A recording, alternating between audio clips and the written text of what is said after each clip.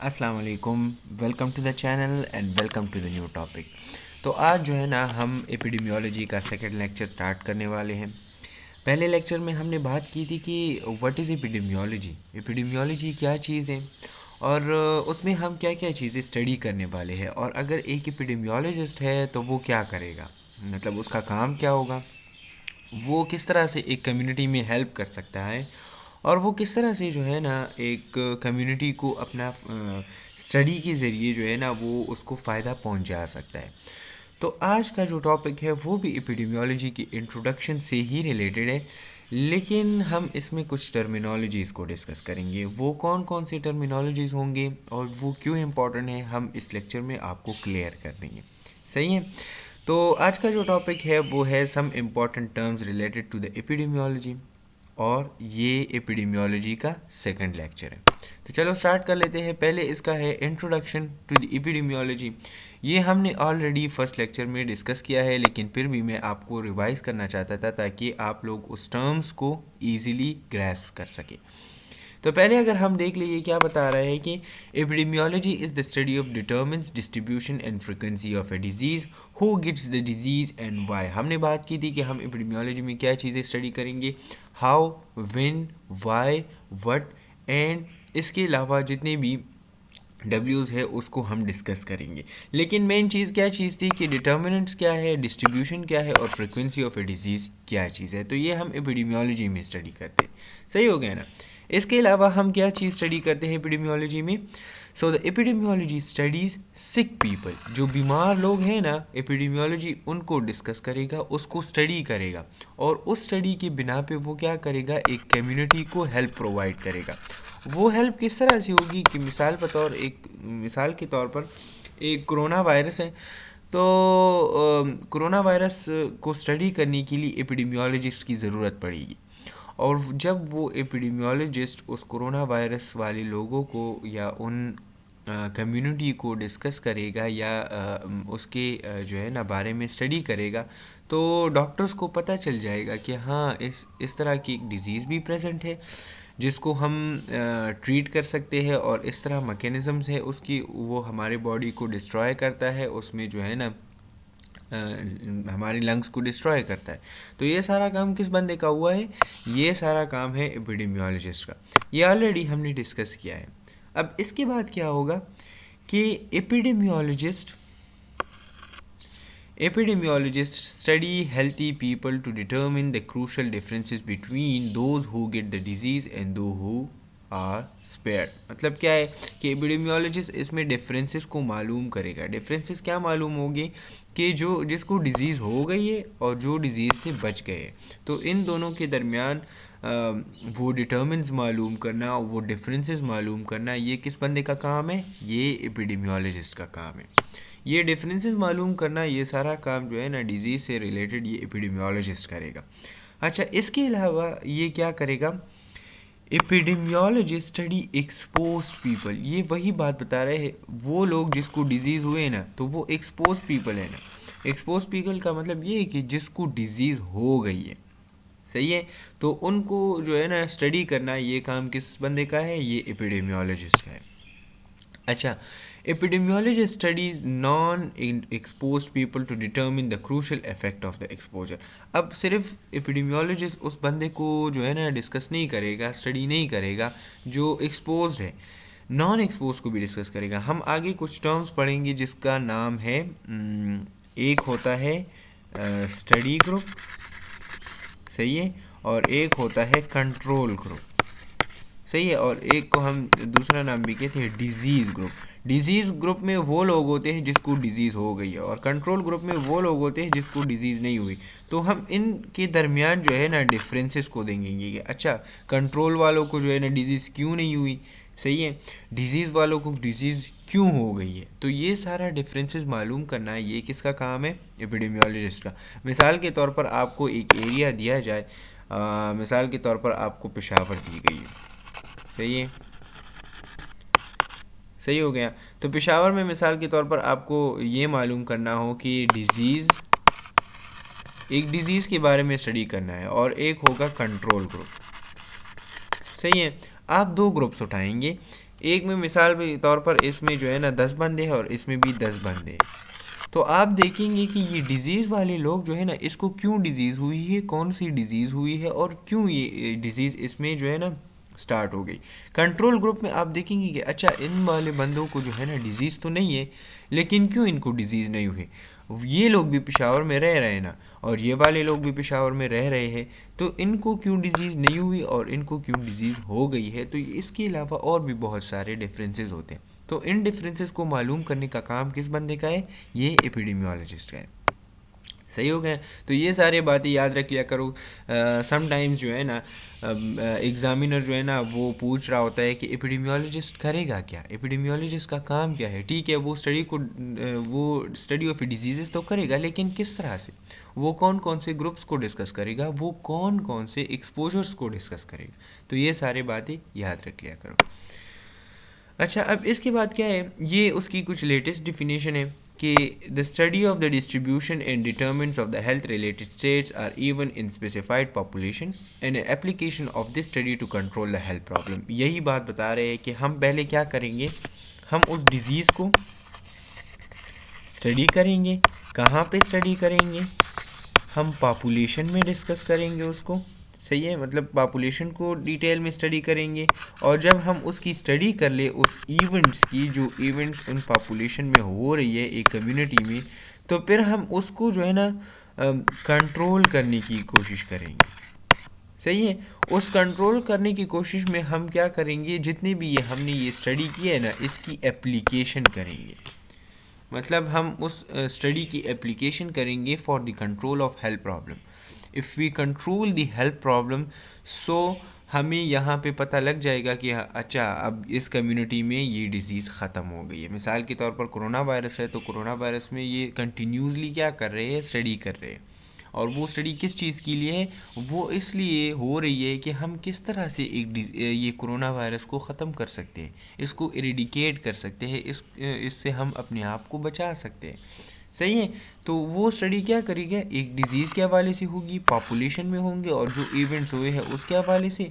और फिर ये सारा स्टडी जो है ना, ये किस लिए हो रहा होता है, ये कंट्रोल ऑफ द डिज़ीज़ के लिए। तो ये इसका जो है ना क्या एपिडेमियोलॉजी की डिफिनेशन हो गई।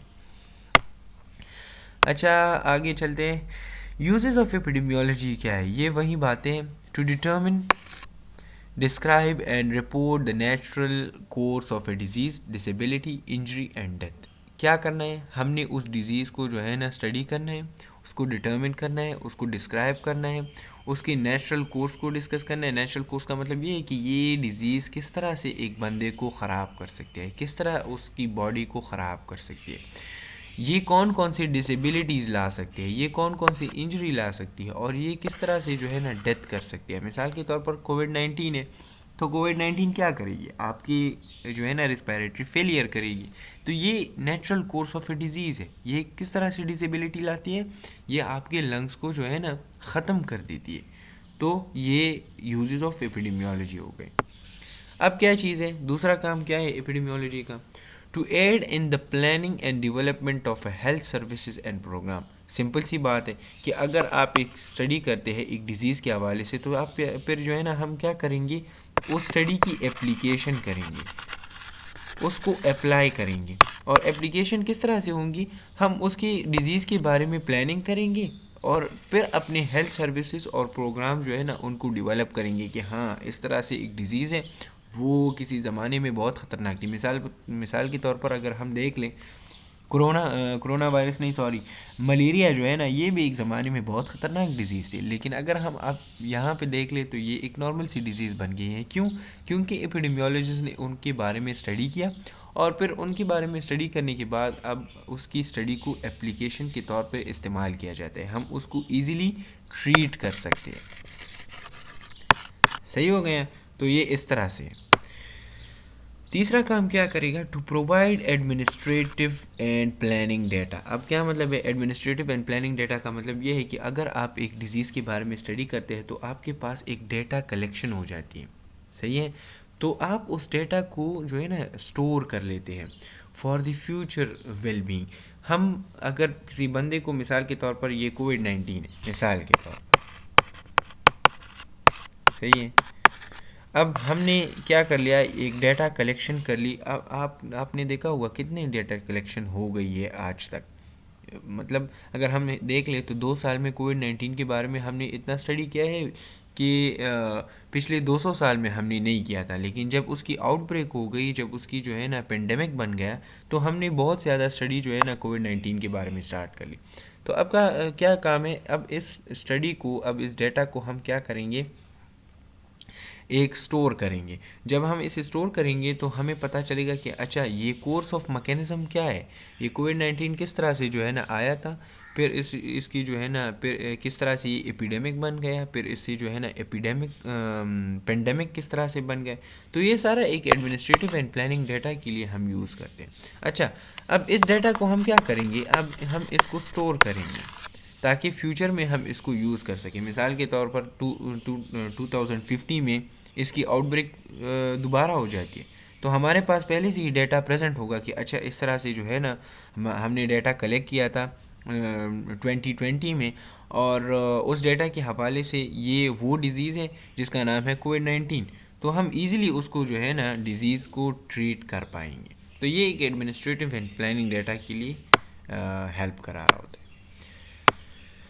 अच्छा, to study the cause of a disease or condition disorder and disability. ये तो आपको पता होगा कि एपिडेमियोलॉजी क्या करता है। एपिडेमियोलॉजिस्ट असल में कॉज को स्टडी करता है, जिसको हम एथियोलॉजी भी कहते हैं। डिजीज़ को स्टडी करता है, मतलब कॉज ऑफ ए डिजीज़ को, उस कंडीशन को, डिसऑर्डर्स को, और डिसेबिलिटीज़ एंड एट्सेट्रा। सही है, तो ये आपको तो पता है। अच्छा, आगे चलते हैं। यूजेस ऑफ एपिडेमियोलॉजी का कुछ और टर्म्स भी हैं। To determine the primary agent responsible for a center causative factors, मतलब उस प्राइमरी एजेंट को डिस्कस करना जो रिस्पॉन्सिबल है for the causation of a disease. मिसाल के तौर पर प्राइमरी एजेंट क्या है, तो प्राइमरी एजेंट आपके पास वायरस भी हो सकती है, सही है, बैक्टीरिया भी हो सकती है, सही है, इसके अलावा केमिकल एजेंट्स भी हो सकते हैं, सही है। तो ये क्या चीज़ें हैं, ये असल में प्राइमरी एजेंट्स है जो क्या कॉज करती है, एक डिज़ीज़ को कॉज करती है। तो हम उसको क्या करेंगे, एपिडेमियोलॉजी का काम क्या होगा, उसे डिटर्मिन करना, उसको स्टडी करना। ये काम किस बंदे का है, ये एपिडेमियोलॉजिस्ट का है। अच्छा, दूसरा, to determine the characteristics of the agents or causative factors. Factors का क्या मतलब है, किन वजूहात के बिना पर ये डिज़ीज़ हो रही है। एक बात, एजेंट क्या चीज़ है, किस वजह से ये डिज़ीज़ हो रही है। मतलब मिसाल के तौर पर एजेंट वायरस है, कोरोना वायरस का जो है ना ये वायरस है ना, तो हम इस वायरस को डिस्कस करेंगे कि इसका स्ट्रक्चर किस तरह से है और ये अपना फंक्शन किस तरह से परफॉर्म करता है, सही है। तो determine the characteristics of the agent, हम इस वायरस की या बैक्टीरिया की करेक्टरिस्टिक्स को डिस्कस करेंगे कि अच्छा एक वायरस जिसका नाम कोविड-19 है, अगर वो हमारे बॉडी में इंटर हो गया है तो वो किस तरह से जो है ना हमारे बॉडी को ख़राब करेगा, वो उसकी करेक्टरिस्टिक्स क्या है, ये किस तरह से हमारी बॉडी में इंटर हो सकता है। तो ये सारी क्या चीज़ें हैं, ये करेक्टरिस्टिक्स ऑफ एन एजेंट है। ये कौन डिस्कस करेगा, एपिडेमियोलॉजिस्ट। अच्छा, to determine the mode of transmission, अब ये बड़ा इंटरेस्टिंग है। अगर आपको याद हो, एक मिनट,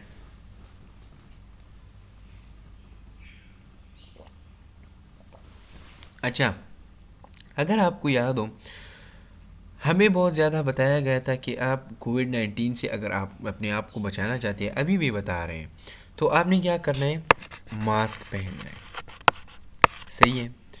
ये मास्क का हमें क्यों कह रहे थे, ये मास्क का इसलिए हमें कह रहे थे क्योंकि ये जो कोविड है ना, ये थ्रू ये हमारे पास जो हम उसे क्या कहते हैं, कफ़ के ज़रिए, मिसाल के तौर पर एक बंदा कफ़ करता है, एक बंदा स्नीज़ करता है, तो उस ड्रॉपलेट्स के ज़रिए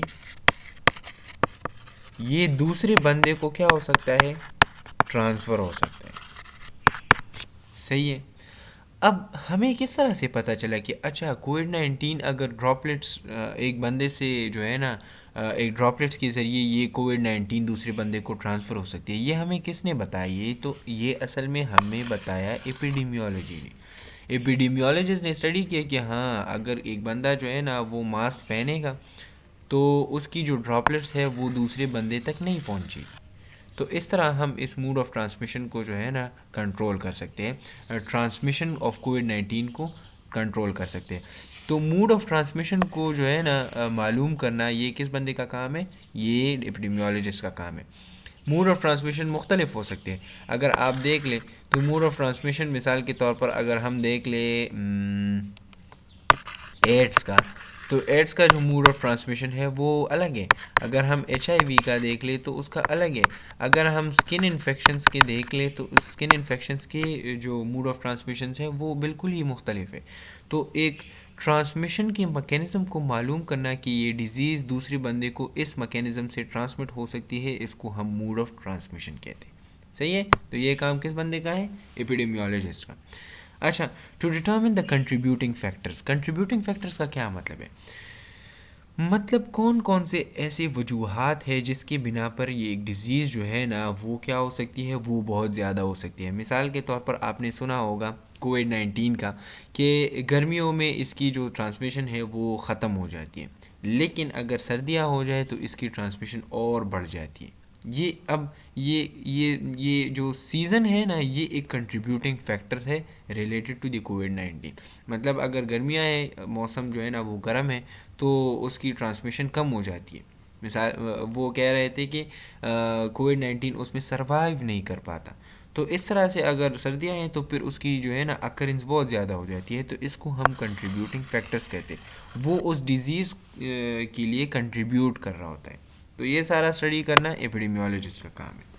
अच्छा, अब to identify and determine geographical pattern. Geographical pattern, अब एक और बात, एपिडेमियोलॉजिस्ट का काम है डिज़ीज़ को स्टडी करना, डिज़ीज़ की मैकेनिज़म्स को स्टडी करना, कॉज को स्टडी करना, मोड ऑफ ट्रांसमिशन को स्टडी करना, कंट्रीब्यूटिंग फैक्टर्स को स्टडी करना, किस तरह से कम्युनिटी में फैल रहा है उसको स्टडी करना। लेकिन एक और बात, ये बात याद रख लिया करो कि जियोग्राफी को भी स्टडी करना ये एपिडेमियोलॉजिस्ट का काम है। मिसाल के तौर पर कोविड-19, ये मैं कोविड-19 की एग्जांपल इसलिए दे रहा हूँ कि ये आपको इजीली समझ आ गया होगा। ये कोविड-19 जो है ना, ये पहले कहाँ पे थी, स्टार्ट कहाँ से हुई थी? चाइना से। सही है? तो एपिडेमियोलॉजिस्ट का काम ये है कि एक डिज़ीज़ को अगर वो डिस्कस कर रहे हैं, एक डिज़ीज़ को अगर वो जो है ना स्टडी कर रहे हैं। अब एक और एग्जांपल यहाँ पे मैं दे देता हूँ मलेरिया की। तो मलेरिया आजकल जो है ना, आजकल भी अफ्रीकन जो साइड्स हैं वहाँ पे मलेरिया बहुत ज़्यादा है। तो ये अफ्रीकन साइड, ये ज्योग्राफिया हो गई ना। तो एपिडेमियोलॉजिस्ट के लिए ये ज़रूरी है कि उसको पता हो कि ये वाली जो डिज़ीज़ है ना, ये कहाँ पे बहुत ज़्यादा अकर करती है, मतलब उसकी अकरेंस कहाँ पे बहुत ज़्यादा है। सही है? तो एक ज्योग्राफी को, एक एरिया को मालूम करना और उसकी पैटर्न्स को मालूम करना कि अच्छा इस तरह से ये डिज़ीज़ इस वाले एरिया में बहुत ज़्यादा है और इस पैटर्न में ये हो रही है। मिसाल के तौर पर एक डिज़ीज़ है, मिसाल के तौर पर मलेरिया है, तो वो कहाँ पे बहुत ज़्यादा है? अफ्रीकन साइड्स पे बहुत ज़्यादा है। लेकिन हम अगर देख लें तो यूरोप साइड पे और उस साइड पे जो है ना, इस वाली डिज़ीज़ की कोई नामो निशान ही नहीं है। सही है? तो ये मैं एग्ज़ाम्पल ले रहा हूँ। सही हो गया ना? अगर हम अब कोविड-19 को देखें तो कोविड-19 से मोस्टली जो कंट्रीज़ है वो सफ़र हुए हैं, तो वो यूरोपियन कंट्रीज़ हैं। European countries. सही है?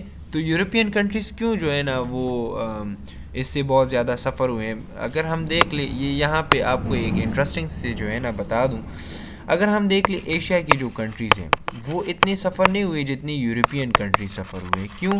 क्योंकि हम अंडर डेवलप हैं।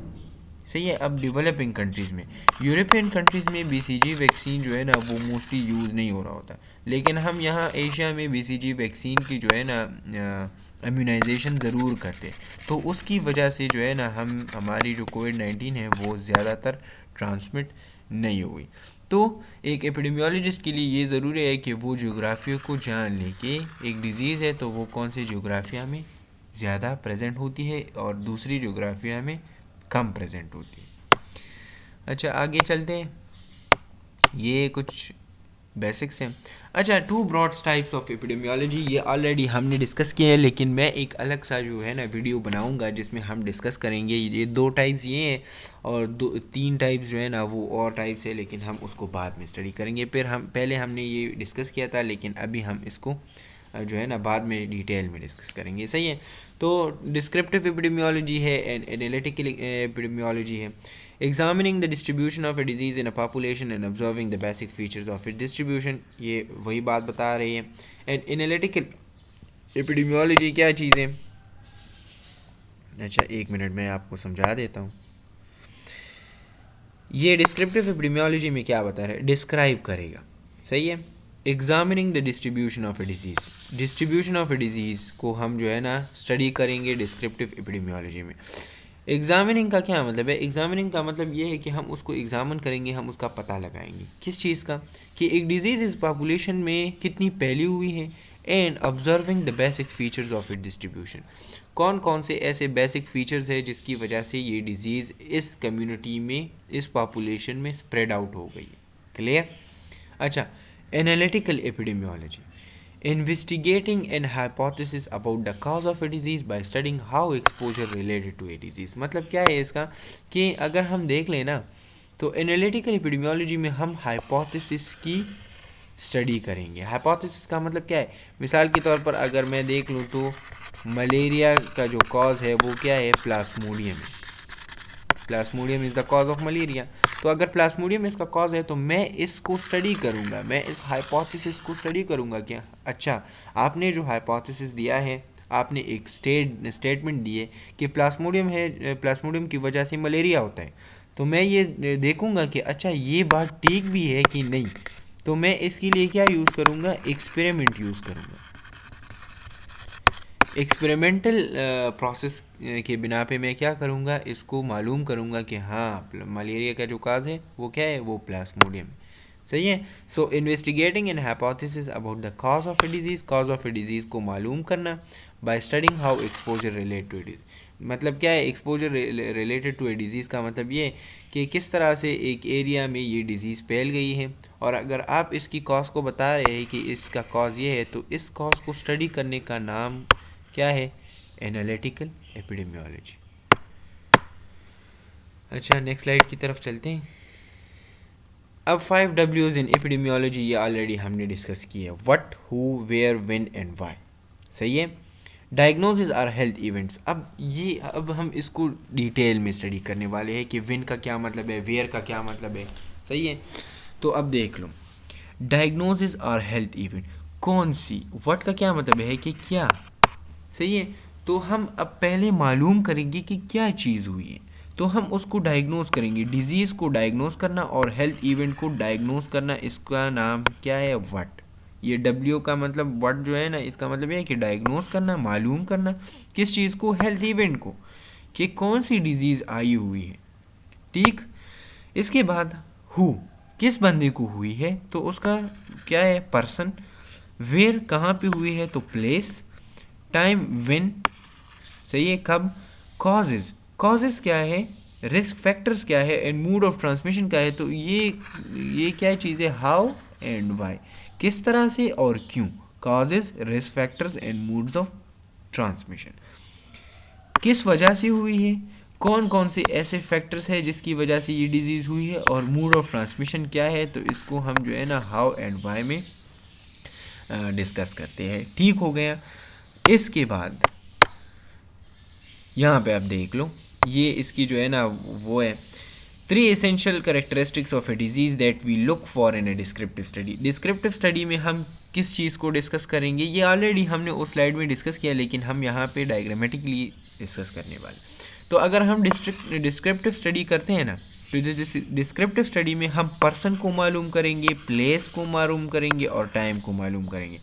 तो अगर आपको डिफिनेशन में याद हो, हमने डिस्कस किया था कि हम डिस्क्रिप्टिव स्टडी में डिस्ट्रीब्यूशन ऑफ ए डिजीज़ को स्टडी करते हैं। डिस्ट्रीब्यूशन ऑफ ए डिजीज़ को, डिस्ट्रीब्यूशन ऑफ ए डिजीज़ का क्या मतलब है कि अगर आपने डिस्ट्रीब्यूशन स्टडी करना है, तो डिस्ट्रीब्यूशन के लिए आपको ये पता हो कि कौन से बंदे को हुई है, कहाँ पे हुई है, पॉपुलेशन कौन सी है, कौन सी जगह पे हुई है और कौन से टाइम पे हुई है। तो ये सारी चीज़ें याद रख लिया करो। ये डिस्क्रिप्टिव स्टडी में हम पर्सन, प्लेस और टाइम को डिस्कस करते हैं। अच्छा, अब पर्सन में हम क्या चीज़ें देखेंगे? तो पर्सन में हम देखेंगे एज उसका, gender and ethnic group. Ethnic group का क्या मतलब है कि कौन सी कबीले से वो ताल्लुक़ रखता है। Genetic predisposition. अच्छा, अब जेनेटिक प्रीडिस्पोजिशन का क्या मतलब है कि इसमें जो है ना जेनेटिक तो कोई मसला नहीं है, इसको कोई जेनेटिक बीमारी तो नहीं है। तो ये सारी चीज़ें हम पर्सन में देखेंगे, बंदे में ये सारी चीज़ें हम देखेंगे। इसके अलावा डाइट को देखना, उसकी फ़िज़िकल एक्टिविटी को देखना, और या वो कश लगा रहा होता है कि नहीं लगा रहा होता। तो ये सारी चीज़ें देखना इम्पॉर्टेंट है, सही है ना। ये स्मोकिंग आजकल जो है ना क्या बन गई है, ये एक स्टाइल बन गया है, सही है। क्यों, इसलिए मैंने ये कश का वर्ड जो है ना यूज़ किया है। स्टाइल बन गई है कि अच्छा बस एक जो है ना किसी के सामने ये मार लो तो बस स्टाइल बन जाता है। ये नहीं है, इस तरह से नहीं है। आप अपने आप को जो है ना ख़राब कर रहे हो, अपनी बॉडी को ख़राब कर रहे हो, लेकिन हम ये समझ रहे हैं कि ये तो स्टाइल है। तो ये देखना कि उसमें लोग, ये जो बंदा है ये स्मोकिंग कर रहा होता है कि नहीं। अच्छा, risk taking behaviours. Risk taking behaviours को स्टडी करना कि वो कौन से इलाके में रह रहा होता है, सही है। उसका बिहेवियर टू द हेल्थ क्या है, मतलब वो अपने आप के लिए कुछ कर रहा होता है कि नहीं। कुछ इस तरह के लोग होते हैं जो ऐसे इन्वायरमेंट में रह रहे होते हैं जो डिज़ीज़ को एक्सपोज होते हैं, मतलब उसका इन्वायरमेंट ख़राब होता है। वो डिज़ीज़ के आपने देखा होगा, जब आप रोड एक्सीडेंट के जो है ना पेशेंट्स देख ले तो वो हमेशा आपने देखे होंगे टीटी नहीं लगाते, क्योंकि वो कहते हैं कि नहीं यार बस क्या हो जाएगा, ये टीटी कुछ भी चीज़ नहीं है, ऐसे ही ठीक हो जाऊंगा। नहीं, ये रिस्क टेकिंग बिहेवियर्स है। ये आपको, अगर आपको टेटेनस हो गई है ना, तो अगर किसी ने आईसीयू में ड्यूटी की होगी तो टेटेनस के पेशेंट्स किस तरह से होते हैं, वो कितनी तकलीफ़ में होते हैं। तो इसका नाम है रिस्क टेकिंग बिहेवियर्स, कि वो अपने बिहेवियर की वजह से क्या होता है, डिज़ीज़ को एक्सपोज्ड होता है। इसके अलावा हम क्या चीज़ देखते हैं, उसकी एजुकेशन और ऑक्यूपेशन, कितनी एजुकेशन हासिल की है। क्योंकि अगर उसने एजुकेशन हासिल की होंगी तो आप उसको ईज़िली समझा पाएंगे कि अच्छा आपने एक डिज़ीज़ को किस तरह से रोकना है, आप अपनी आप को किस तरह से बचा सकते हैं। और ऑक्यूपेशन का क्या मतलब है, वो कौन सा जॉब कर रहा है, सही है। क्योंकि जॉब का जो है ना बहुत असर होता है डिज़ीज़ के हवाले से। मिसाल के तौर पर एक बंदा है, वो किसी कारखाने में जॉब करता है और उसको एलर्जी हो गई है, उसको आज़मा हो गई है, उसको मिसाल के तौर पर रेस्पिरेटरी डिजीज़ हो गई, तो वो कहाँ से है, वो उसकी जॉब के रिलेटेड है। तो ऑक्यूपेशन को मालूम करना ये बड़ा इम्पॉर्टेंट है। इसके बाद आ जाते हैं किस चीज़ के हवाले से, जियोग्राफिकल प्लेसेस। जियोग्राफिकल प्लेसेस का क्या मतलब है कि हम इसमें क्या देखेंगे, presence of agents or vectors, कहाँ पे प्रेजेंट होते हैं, क्लाइमेट क्या है, जियोलॉजी क्या है, पॉपुलेशन डेंसिटी क्या है, और इकोनॉमिक डेवलपमेंट क्या है। मतलब ये सारी चीज़ें हम उस एरिया की जो है ना स्टडी कर रहे हैं कि वहाँ पे एजेंट और वेक्टर्स प्रेजेंट है, सही है। क्लाइमेट वहाँ का किस तरह से है, ठीक है या ख़राब है। जियोलॉजी क्या है, पॉपुलेशन डेंसिटी क्या है, मतलब कितनी जो है ना पॉपुलेशन वहाँ पे रह रही है। उसकी इकोनॉमिक डेवलपमेंट क्या है, वो डेवलप्ड है या अंडर डेवलप्ड है। न्यूट्रिशनल प्रैक्टिसेस क्या है, मतलब वो अपनी न्यूट्रिशन को बरकरार रखते हैं कि नहीं रखते। मिसाल के तौर पर वो माल न्यूट्रिशन तो नहीं है, सही है। तो ये सारी चीज़ें हम देखेंगे। मेडिकल प्रैक्टिसेस, मेडिकल प्रैक्टिसेस किस तरह से है। हाँ, एक मिसाल के तौर पर एरिया है, अगर आप देख लीजिए सिंध और बलूचिस्तान, और वहाँ पे ऐसी एरियाज़ है जहाँ पे दूर दूर तक हॉस्पिटल नहीं होता, और उसकी जो न्यूट्रिशनल स्टेटसेस हैं वो बहुत ख़राब होती है, न्यूट्रिशनल प्रैक्टिसेस बहुत ख़राब होती है, मेडिकल प्रैक्टिसेस बहुत ख़राब होती है। तो ये सारी चीज़ें डिटर्मिन करना ये भी एपिडेमियोलॉजिस्ट का काम है। इसके बाद हम किस चीज़ को देखेंगे, टाइम को। अब टाइम सिंस एन इवेंट आकर, कब से ये डिज़ीज़ हो गई है। फिजियोलॉजिकल साइकिल क्या है, मतलब ये डिज़ीज़ किस तरह से जो है ना हो रही होती है, जिस तरह मैंने कोविड-19 की वो गर्मी और सर्दियों वाली एग्जांपल दी, सही है। एज क्या है, टाइम सिंस बर्थ। और सीजनलिटी क्या है, सीजनलिटी का मतलब ये है कि सीज़न के हवाले से कोई डिज़ीज़ है तो सीजनल डिजीज़ भी होते हैं, जिस तरह ये फ्लू है, एलर्जी है, ये सीजनल डिजीज़ हैं, सही है। तो इस सारी चीज़ को डिस्कस करना कि कब से ये डिज़ीज़ हुई है, इसकी फिजियोलॉजिकल साइकिल्स क्या है, एज उसकी क्या है, और सीजनलिटी उसकी कौन कौन सी है। तो ये सारी चीज़ें याद रख लिया करो। आपने ये डिस्कस करना है कि अच्छा यहाँ पे एक कम्युनिटी में डिज़ीज़ प्रेजेंट है, तो कब से ये डिज़ीज़ है और कब से ये आपको लगी हुई है। और आप देखेंगे कि मिसाल के तौर पर आप उनसे पूछ लें कि अच्छा ये डिज़ीज़ जनवरी में प्रेजेंट होती है, नहीं। फरवरी में प्रेजेंट होती है, नहीं। मार्च में प्रेजेंट होती है, हाँ यार मार्च में तो ये डिज़ीज़ प्रेजेंट। तो आपको पता चल गया है कि अच्छा ये डिज़ीज़ मोस्टली कहाँ किस टाइम पे होती है, मार्च में होती है। तो ये इसकी टाइम को मालूम करना है। अच्छा, अब ये एपिडेमियोलॉजिकल ट्रेड, यहाँ से हमारा मेन टॉपिक स्टार्ट होता है। Remember one thing, epidemiological trade of casual factors. Casual factors मतलब क्या है कि एपिडेमियोलॉजी में हम 3 मेन एरियाज को डिस्कस करेंगे, जिसका नाम है एजेंट, इन्वायरमेंट और होस्ट। सही है, इसको समझ लो तो आपकी जो एपिडेमियोलॉजी है वो हाफ आपकी स्टडी ख़त्म हो जाएगी। एजेंट का क्या मतलब है, वो वाली चीज़ जो क्या करेगा, डिज़ीज़ को कॉज करेगा। ये अपने पास लिख लो, एजेंट हम किसे कहते हैं, वो वाली चीज़ जो क्या करेगा, डिज़ीज़ को कॉज करेगा, उसको हम एक एजेंट कहते हैं। क्लियर। अब इसकी एग्जांपल दी गई है, virulence, infectivity of the pathogen, addictive qualities of A substances और अब्यूज़। मतलब क्या है, एजेंट में हम सिर्फ और सिर्फ वायरस और बैक्टीरिया को डिस्कस नहीं करते। मिसाल के तौर पर वायरस हो गए या बैक्टीरियाज हो गए, तो सिर्फ ये एजेंट नहीं है। क्या सिर्फ वायरस और बैक्टीरिया डिजीज़ कॉज करते हैं? नहीं। मिसाल के तौर पर एक जो है ना, एक बंदा है वो नशा करता है, सही है, और वो उस नशे को क्या है, एडिक्टिव है, वो उसके अलावा रह नहीं सकता। तो इस एडिक्शन की वजह से भी उसको डिजीज़ हो सकती है, सही है।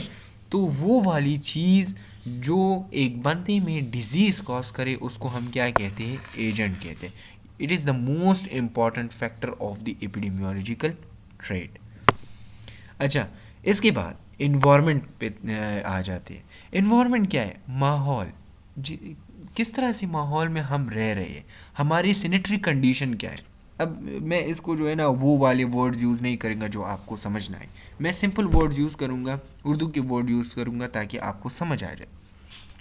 इन्वायरमेंट का क्या मतलब है, कौन से एरिया में जब आप रह रहे, एक एरिया में आप रह रहे हैं, तो उस एरिया की कंडीशन क्या है, उस माहौल की कंडीशन क्या है, वो माहौल साफ़ है या गंदा है, सही है। उस माहौल में आप सैनिटरी कंडीशन क्या है, सैनिटरी कंडीशन का क्या है कि उसकी सफाई की आप ख्याल रख रहे हैं कि नहीं, वहाँ पे ये गर्द गुबार जो है ना ये ज़्यादा है कि नहीं। सोशल कॉन्टेक्स्ट क्या है, अवेलेबिलिटी ऑफ हेल्थ केयर क्या है। सोशल कॉन्टेक्स्ट का मतलब ये है कि आप सोशली वहाँ पे किस तरह से रह रहे हैं, आप अपने सोशल वेलबींग का ख्याल रख रहे हैं कि नहीं रख रहे। मतलब क्या है, आपने देखा होगा बहुत सारे लोग क्या करते हैं, वो खाना खाने से पहले हाथ नहीं धोते, लेकिन हम कहते हैं कि इस्लाम को फॉलो करना है और इस्लाम को फॉलो करना है। आपको बताया गया है, इस्लाम में भी बताया गया है कि आपने क्या करना है, हाथ धोने हैं, खाने से पहले, खाने के बाद, लेकिन हम नहीं करते। ये आपका सोशली कॉन्टेक्स्ट किस तरह से। अच्छा, आप अपने सोशल में किस तरह से बिहेव करते। मिसाल के तौर पर एक डिज़ीज़ है, मिसाल के तौर पर एक बंदे को कोविड-19 है। अब ये वाला एग्जांपल जो है ना बहुत अच्छा रहेगा। मिसाल के तौर पर एक बंदे को कोविड-19 पॉजिटिव है, और वो इसी तरह से सोशली जो है ना वो लोगों के साथ मिल रहा भी होता है, और वो कह रहे थे नहीं यार कुछ नहीं होगा, जो है ना अल्लाह हमें बचाएगा। अल्लाह तुम्हें बचाएगा, लेकिन अल्लाह ने तुम्हें दिमाग भी तो दिया है ना। हमारे रसूल सल्लल्लाहु अलैहि वसल्लम ने बताया है कि अगर किसी एरिया में कोई डिज़ीज़ है, कोई आउटब्रेक हुई है, कोई एंडेमिक या पेंडेमिक हो गई है, तो आप उस जगह से ना हिले, क्योंकि अगर आप वहाँ से हिलेंगे तो अगर आप हिजरत करेंगे या किसी दूसरे एरिया पे जाएंगे तो आप उस डिज़ीज़ को स्प्रेड कर सकते हैं। लेकिन हम यहाँ पे क्या कर रहे होते हैं, हम अपने लिए अपना इस्लाम खुद ही बना रहे होते हैं। तो इस तरह से नहीं है। एक इन्वायरमेंट में अगर एक बंदे को कोविड-19 पॉजिटिव है, तो उसको ये होना चाहिए कि अपने आप को क्वारंटीन कर ले, अपने आप को जो है ना दूसरे बंदों से अलग कर ले। तो आपका जो सोशल कॉन्टेक्स्ट है वो किस तरह से है, ये एक इम्पॉर्टेंट फैक्टर है। और अगर आपकी सैनिटरी कंडीशन भी ठीक है, सोशल कॉन्टेक्स्ट भी ठीक है, लेकिन वहाँ पे हेल्थ केयर का सिस्टम किस तरह से है। मैं आपको चारसदा का एग्ज़ाम्पल दे देता हूँ। तो चारसदा का जो DHQ है ना, DHQ में क्या होता है, DHQ में बहुत सारे बेसिक ऐसी चीज़ें हैं जो नहीं है। वो आपको क्या कहेंगे, वो आपकी चिट्ठी पे ये लिख देंगे, रेफ़र टू दी पेशावर। बस आसान सी बात है, रेफ़र टू दी पेशावर। और इसमें हमारे गवर्नमेंट जो है ना वो इन्वॉल्व है। इतना बड़ा चारसद्दा है, अगर आप इस एक DHQ यहाँ पे प्रेजेंट है, एक बड़ा हॉस्पिटल यहाँ पे प्रेजेंट है, लेकिन बेसिक चीज़ें नहीं है, सही है, ICU नहीं है, CCU है, उसमें जो है ना मोनीटर्स नहीं है, अगर उसकी जो आप ECG देख ले तो वो नहीं है, MRI नहीं है, CT स्कैन नहीं है, तो ये सारी चीज़ें बेसिक नेसेसिटीज़ है, सही है ना। तो ये चीज़ें याद रख लिया करो कि वहाँ पे availability of the health care system किस तरह से, ये बहुत बड़ा फैक्टर है एपिडेमियोलॉजिकल ट्रेड में, एक डिज़ीज़ की रोकने में, एक डिज़ीज़ को प्रिवेंट करने में, सही है। तो एक हो गया एजेंट, दूसरा हो गया इन्वायरमेंट, तीसरा हमारे पास है होस्ट। होस्ट उस बंदे को कहते हैं, होस्ट हम किसे कहते हैं, मेज़बान को। जिस बंदे को डिजीज़ हुई है ना, वो हमारे पास होस्ट, सही है। अब होस्ट में हम क्या चीज़ें देखते हैं, जेनेटिक सब्सेप्टिबिलिटी, जेनेटिकली वो ठीक है, रेजिलेंसी, न्यूट्रिशनल स्टेटस, बिहेवियर और एटसेट्रा। मतलब क्या है, एक होस्ट जो है वो अपनी उसकी न्यूट्रिशनल स्टेटस क्या है, वो कितना एक डिज़ीज़ को रेजिस्ट कर सकता है। आपने देखा होगा कुछ लोग होते हैं जो बाइक पे सफ़र नहीं कर सकते, क्योंकि उसमें रेजिलेंसी नहीं होती, वो रेजिस्टेंस नहीं होती कि वो उस एलर्जी को, जो धुआं है उसको जो है ना बर्दाश्त कर सके। लेकिन कुछ लोग होते हैं जिन्होंने हेलमेट भी नहीं पहना होता और वो फिर भी इसी तरह से जो है ना पैर रहे होते हैं, लेकिन कुछ नहीं होता। तो उसकी जो इम्यूनिटी सिस्टम है ना वो रेजिस्टेंस होती है उसको। तो आपने क्या देखना है, आपने होस्ट में जेनेटिक सब्सेप्टिबिलिटी देखनी है कि उसकी जेनेटिक कंडीशन किस तरह से, कोई बीमारी तो नहीं है, रेजिलेंसी देखनी है, और उसका न्यूट्रिशनल स्टेटस देखना है कि वो उसकी न्यूट्रिशन किस तरह से है, ठीक है, और उसका बिहेवियर स्टडी करना है कि वो एक डिज़ीज़ को किस नज़र से देख रहा है।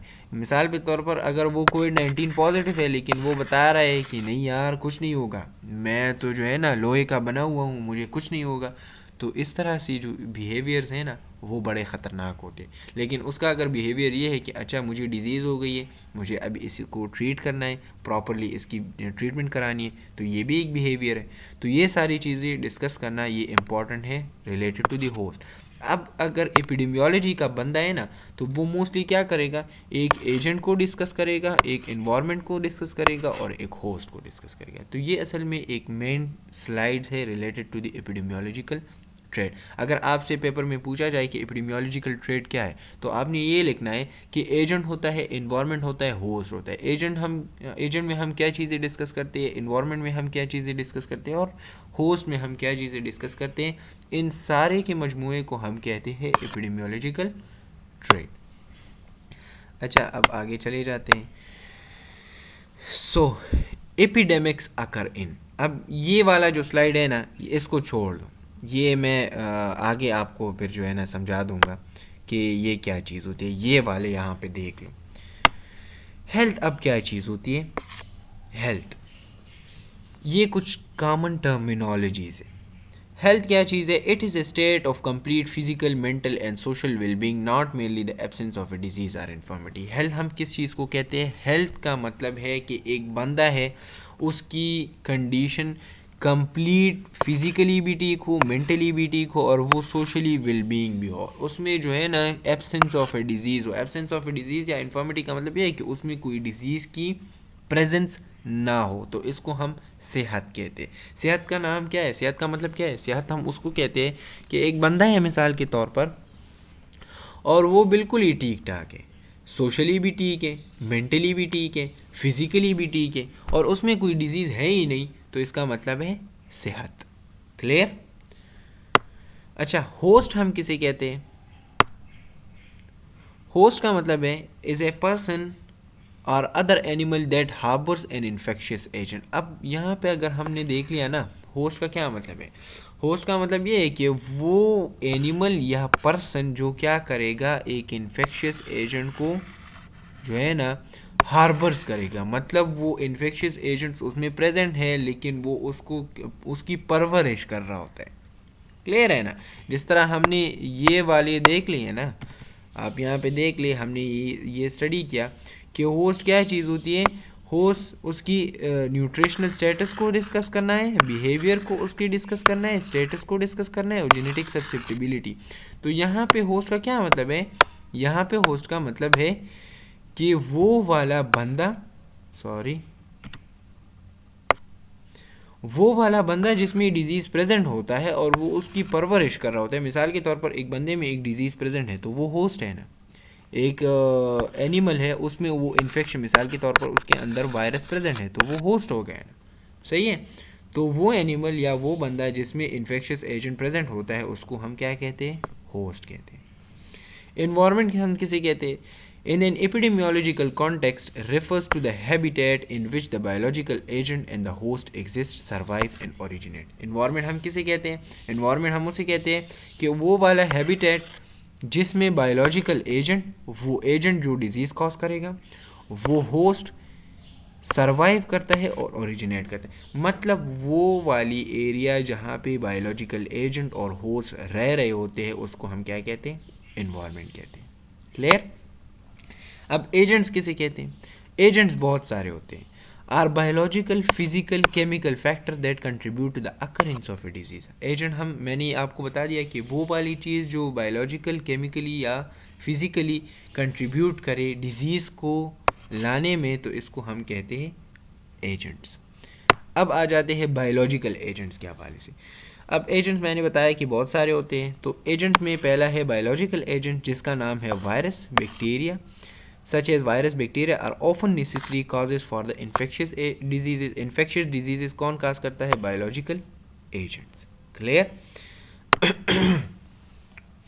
इसके अलावा chemical agents such as poisons or allergens, ये भी हमारे पास क्या करती है? मिसाल के तौर पर pollen grains हैं तो ये भी chemical agents हो गई। Clear? Poisons हो गई तो ये भी एक डिजीज़ कॉज करती है, तो ये केमिकल एजेंट्स हो गए। फिजिकल एजेंट्स में क्या चीज़ें हैं?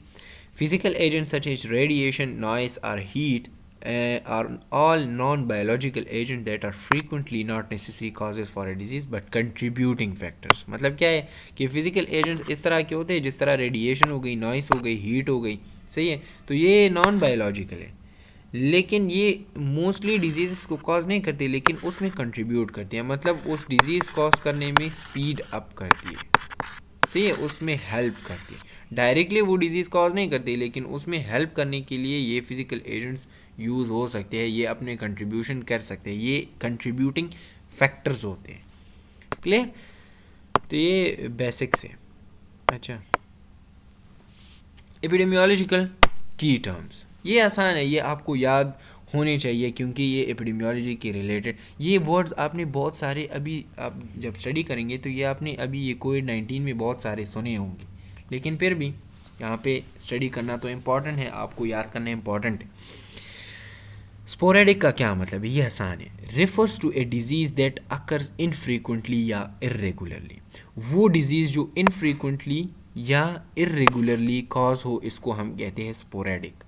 इनफ्रीक्वेंटली या इरेगुलरली का मतलब ये है कि वो मतलब उसमें कोई पैटर्न ना हो। मिसाल के तौर पर एक बंदे मिसाल के तौर पर एक कम्युनिटी है तो उस कम्युनिटी में मिसाल के तौर पर 100 लोग रह रहे हो और 100 में से 90 लोगों को क्या हो जाए? डिजीज़ हो जाए। मिसाल के तौर पर मैं डिजीज़ का नाम नहीं ले रहा। क्लियर? तो ये क्या है? ये तो इसमें रेगुलरिटी आ गई ना। लेकिन अगर आप देख लिए 100 में जो है ना एक कम्युनिटी में 50 लोग रह रहे थे, वहाँ पे 2 के एक्सीडेंट हो गए तो उसको टेटेनस कॉज हो गई, लेकिन जितने भी 48 लोग हैं उसको नहीं हुई, तो ये इरेगुलर पैटर्न हो गया। क्लियर है? तो स्पोरेडिक का क्या मतलब है? वो डिजीज़ जो अकर हो लेकिन इनफ्रीक्वेंटली हो और इरेगुलर हो। क्लियर? अब इसकी एग्जांपल क्या है? इसकी एग्जांपल है tetanus, rabies and plague. Clear? Tetanus अगर आप देख ले तो हर किसी बंदे को टेटेनस नहीं हो रहा होता, उसका एक इरेगुलर पैटर्न होता है। अगर आप देख ले रेबीज़ तो वो भी एक इरेगुलर और इनफ्रीक्वेंटली होते हैं, फ्रीक्वेंसी उसकी बहुत ज़्यादा नहीं होती। क्लियर? अब एंडेमिक किसे कहते हैं? Endemic means the occurrence of a disease in a population or region at normally expected levels clear, ये याद रख लिया करो। Endemic, pandemic, epidemic, hyper endemic, इसमें हम डिजीज़ की अकरेंस को ही डिस्कस करेंगे इन स्पेसिफाइड पॉपुलेशन, ये याद रख लिया करो। लेकिन इसमें कुछ डिफरेंसेस हैं। कौन से डिफरेंसेस हैं?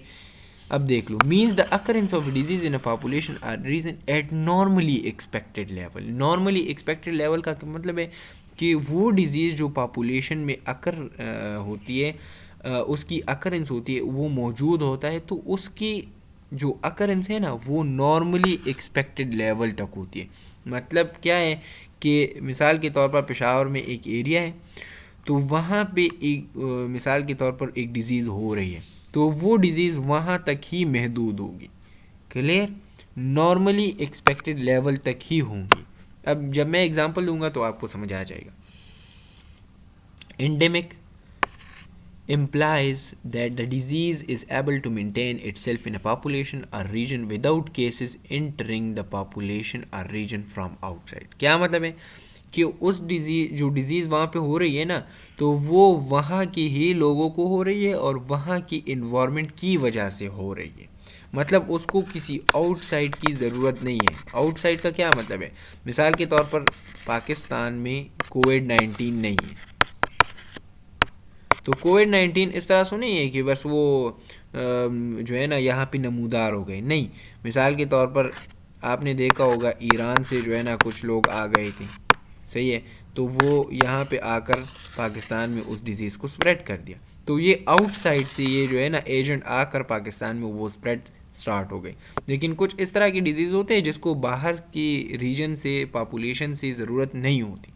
क्लियर, तो endemic implies that the disease is able to maintain itself for the population or region without cases entering the population or region from the outside. अब इसके एग्जांपल्स क्या है? Example of endemic disease includes chicken pox that occur at a predictable rate among young people, children in the United States, and malaria in some areas of Africa। अब United states में क्या होता है, young school children's जो होते हैं उसको predictable, मतलब प्रेडिक्शन का क्या मतलब है, उन लोगों को पता है कि अच्छा यंग स्कूल ऑफ चिल्ड्रन जो है ना इसको क्या होती है, चिकन पॉक्स होंगे, लेकिन वो फिर जो है ना ट्रीट हो जाएंगे। इस तरह से अगर हम मलेरिया को देख लें तो अफ्रीका में ये मलेरिया होती है, लेकिन जब वहाँ पे अमेरिका में ये मलेरिया हो जाती है, तो इस तरह से नहीं है कि बस वो अमेरिका में जो है ना या वो मलेरिया जो है ना वो अफ्रीका से लेकर साउथ अफ्रीका तक पहुंच जाती है और फिर साउथ अफ्रीका से लेकर ऑस्ट्रेलिया तक पहुंच जाती है। नहीं, वो बस वहाँ पे होती है, फिर ख़त्म हो जाती है, फिर हो जाती है, फिर ख़त्म हो जाती है। लेकिन उसका कुछ एक प्रिडिक्टेबल, एक नॉर्मल एक्सपेक्टेड लेवल होता है, वो उस लेवल को क्रॉस नहीं करता। क्लियर है ना? तो इसकी एग्जांपल्स क्या है? Chicken pox occur in the young people of children in the United States and malaria in some areas of Africa. तो इसको हम क्या कहते हैं? एंडेमिक। एंडेमिक का मतलब ये है कि एक डिजीज़ एक पॉपुलेशन में होती है, लेकिन नॉर्मल एक्सपेक्टेड लेवल तक, उसकी एक ख़ास लेवल होता है। अच्छा, एपिडेमिक का क्या मतलब है? Epidemic means the occurrence of a disease in a population or geographical region at clearly higher level than normally expected। अब क्या मतलब है? यहाँ पे normally expected level था, लेकिन यहाँ पे higher level। एक रीजन में, एक एरिया में, एक कम्युनिटी में, एक पॉपुलेशन में जब एक डिज़ीज़ आ जाए और उसकी तादाद बहुत ज़्यादा हो एक्सपेक्टेड प्रेडिक्शन से, तो इसको हम क्या कहते हैं? एपिडेमिक। कोविड-19 असल में कहाँ पे हुई थी? कोविड-19 चाइना में हुई थी। तो जब ये चाइना तक महदूद थी तो इसको हम क्या कहते हैं? एपिडेमिक कहते हैं। लेकिन जब ये वर्ल्ड वाइड हो गई ना, वर्ल्ड वाइड, तो फिर इसको हम पेंडेमिक कहते हैं। सही है, फिर हम इसको हम बाद में स्टडी करते हैं। लेकिन एपिडेमिक अगर वो स्पेसिफिक लेवल तक महदूद थी तो फिर हम इसको एंडेमिक कहते थे, लेकिन उसने बहुत ज़्यादा चाइना का जो एरिया है वो कवर किया और चाइना में बहुत ज़्यादा जो है ना इन्फेक्शन कॉज कर दी, तो फिर इसका नाम क्या होगा? एपिडेमिक, क्योंकि उसका जो लेवल है वो हायर था। अकरेंस ऑफ लेवल जो है ना, लेवल ऑफ अकरेंस जो है ना वो क्या था? वो हाई था। क्लियर? तो epidemic means the occurrence of a disease in a population or geographical regions at clearly higher level than normally expected. अब एपिडेमिक कर्व किसे कहते हैं? तो ये असल में एक इस तरह का जो है ना कर्व होता है, सही है, जिस तरह ईसीजी में आपने कर्व्स देखे होंगे, तो वो वाले कर्व्स इसकी बात हो रही है। Epidemic curve is a geographical display of is a graphical display of distribution of cases of an outbreak by the time of onset. मैं यहाँ पे आपको बता देता हूँ, यहाँ पे देख लो, ये क्या है, ये असल में एक ग्राफिकल रिप्रेजेंटेशन है। ये आप देख लेना, तो ये यहाँ पे केसेस बता रहा है, तो ये लाइन जहाँ इतना ऊपर होगा तो आपको पता होगा कि ये केसेस इस तरह से बढ़ रहे, और ये हमारे पास टाइम बता रहा है। क्लियर है? तो ये एक graphical representation of A disease है। जब आप graphical representation of A disease की बात करेंगे और उसको एक ग्राफ के फॉर्म में एक डिज़ीज़ को डिस्कस करेंगे, उसको जो है ना, जब एक डिज़ीज़ आप ग्राफिकल मेथड में उसको शो करें तो इसको हम कहते हैं एपिडेमियोलॉजिकल कर्व या एपिडेमिक कर्व कहते हैं इसको। अच्छा, इससे पहले की बात है epidemic curve. Epidemic curve is a graphical display of distribution of a cases of an outbreak by the time of onset. By the time of onset का क्या मतलब है? जब वो उसकी onset हो गई तो उसकी जब हम ग्राफिकल रिप्रेजेंटेशन करेंगे तो इसको हम कहते हैं एपिडेमिक कर्व। अच्छा, अब आ जाते हैं हाइपर एंडेमिक डिजीज़। हाइपर का क्या मतलब है? ज़्यादा, और एंडेमिक का क्या मतलब है? कि वो नॉर्मली एक्सपेक्टेड लेवल तक हो। Clear? A disease that is constantly present at a higher incidence and prevalence rate. Incidence का क्या मतलब है? ये इसको समझ लो, फिर आपको एक होता है इंसिडेंस और एक है हमारे पास prevalence. Remember one thing, incidence हम कहते हैं new cases in population. Clear? जो न्यू केसेस आ रहे हैं, नए केसेस आ रहे हैं इन अ पॉपुलेशन, इसको हम कहते हैं incidence of a disease. Prevalence किसे कहते हैं? जो ऑलरेडी प्रेजेंट है, जो ऑलरेडी डिजीजेस प्रेजेंट है इन ए कम्युनिटी या पॉपुलेशन में, इसको हम कहते हैं प्रेवलेंस। प्रेवलेंस का जो नाम है ये प्रेजेंस से निकला है, और इंसिडेंस का जो है ना, ये अभी हो रहा है। न्यू केसेस आ रहे हैं, न्यू केसेस आकर हो रहे हैं इन ए पॉपुलेशन, तो इसको हम क्या कहते हैं? इंसिडेंस कहते हैं। क्लियर? अच्छा, तो हाइपर एंडेमिक का क्या मतलब है? कि हाइपर एंडेमिक, हाइपर का मतलब है कि एंडेमिक होंगे लेकिन ज़्यादा तादाद में होंगे। ए disease that is constantly present. Constantly वो डिजीज़, मिसाल के तौर पर अफ्रीका है और हमने एग्जांपल दी कि वहाँ पे क्या हो रहा है? मलेरिया हो रहा है, तो वो मलेरिया वहाँ पे कॉन्स्टेंटली कंटिन्यूसली प्रेजेंट होती है और उसकी हायर इंसिडेंस होती है। मतलब और लोग आ रहे हैं और केसेस आ रहे हैं मलेरिया के रिलेटेड, ठीक है, और उसकी प्रेवलेंस रेट भी बहुत ज़्यादा हो। मतलब जितने नए केसेस आएंगे तो इस तरह से डिज़ीज़ और भी ज़्यादा होगा, उसकी प्रेजेंस ज़्यादा होंगी ना। तो वो वाले डिजीज़ जो कॉन्स्टेंटली प्रेजेंट होते हैं हायर इंसिडेंस में और प्रेवलेंस रेट में, तो इसको हम कहते हैं हाइपर एंडेमिक डिजीज़। यहाँ पे एग्जांपल दी भी गई है कि malaria is the endemic disease prevalent in Africa, Asia, Latin America and the middle east. Clear? वहाँ पे ये मलेरिया कॉमनली उसकी हाई इंसिडेंस रेट और प्रेवलेंस रेट बहुत ज़्यादा होती है। क्लियर हो गया? अच्छा, ये हमारे पास है। अच्छा, आउटब्रेक की तरफ आ जाते हैं। तो आउटब्रेक क्या चीज़ है? Outbreak synonyms with epidemic. Epidemic को हम क्या कहते थे? कि वो क्या हो? हायर लेवल पर हो। सही है? ये आपको मैं भी बता दूंगा कि आउटब्रेक की डिफिनेशन, आसान सी डिफिनेशन क्या है। In epidemiology, an outbreak is a sudden increase in occurrence of a disease in a particular time and place. Epidemiology में आउटब्रेक किसे कहते हैं? कि अचानक इंक्रीज हो जाए अकरेंस ऑफ ए डिजीज़ की। एक डिज़ीज़ अचानक उसकी तादाद में बहुत जो है ना, तादाद बहुत ज़्यादा हो जाए। इन पार्टिकुलर टाइम एंड प्लेस, एक ख़ास टाइम और प्लेस में अगर एक डिज़ीज़ की तादाद बहुत ज़्यादा हो, उस डिज़ीज़ से बीमार लोगों की तादाद बहुत ज़्यादा हो, तो इसको हम कहते हैं आउटब्रेक ऑफ ए डिज़ीज़। आपने ये सुना होगा, outbreak of corona virus in Peshawar, outbreak of corona virus in Sindh, outbreak of corona virus in Balochistan. इस तरह वर्ड्स आपने यूज़ किए होंगे, आपने सुने होंगे। तो आउटब्रेक का क्या मतलब है? कि अचानक उस डिज़ीज़ की जो अकरेंस है ना, वो कम्युनिटी में बहुत ज़्यादा हो जाए in specific time and place, तो इसको हम क्या कहते हैं? आउटब्रेक कहते हैं।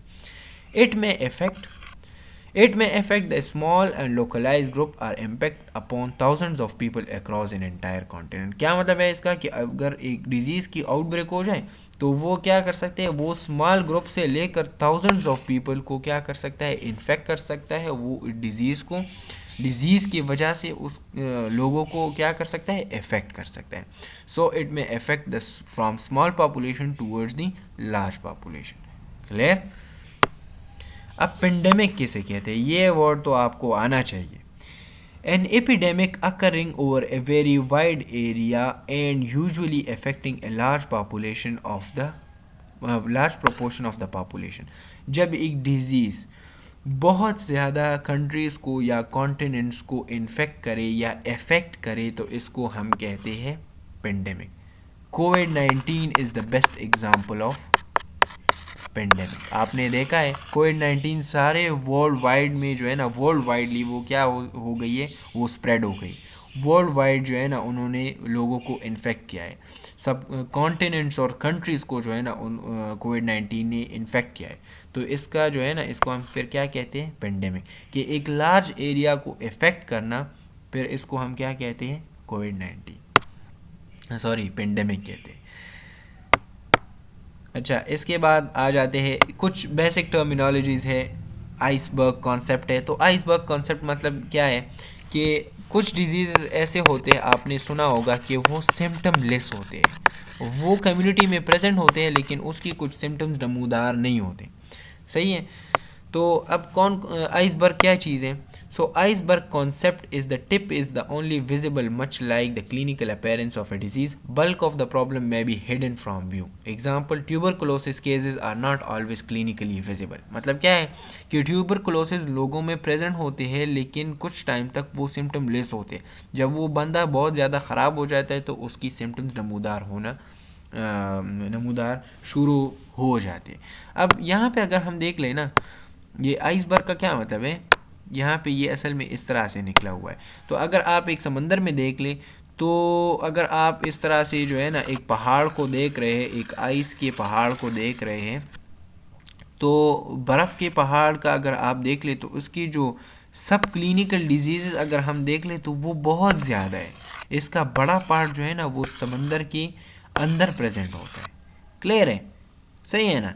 तो अगर वो समंदर के अंदर प्रेजेंट होता है, लेकिन अगर हम बाहर से यहाँ से देख ले तो हम समझेंगे कि अच्छा ये वाला जो बर्फ़ का जो पहाड़ है ये तो बड़ा छोटा है, क्योंकि इसका जो ये वाला एरिया है सिर्फ ये हमें नज़र आ रहा होता है. क्लियर है ना. तो मतलब इसका क्या है, मतलब इसका ये कि क्लिनिकल डिजीज़ हमें बहुत कम नज़र आते हैं क्योंकि वो नमूदार ही नहीं होते. लेकिन अगर हम सब क्लिनिकल डिजीज़ को देख लें तो वो बहुत ज़्यादा तादाद में होते. क्लियर है, उसकी तादाद बहुत ज़्यादा होती है लेकिन वो हमें नज़र नहीं आ रहे होते क्योंकि वो सिम्टम लेस होते हैं. क्लियर. तो इसको हम कहते हैं आइसबर्ग ऑफ ए डिजीज़.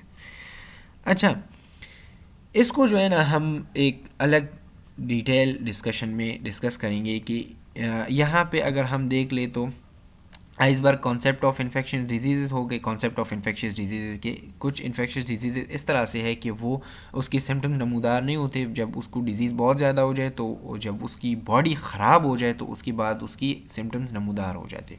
अब ये जो है ना ये है stages of disease and prevention. ये आसान है, इसको हम डिटेल अलग सेपरेट क्लास में डिस्कस करेंगे.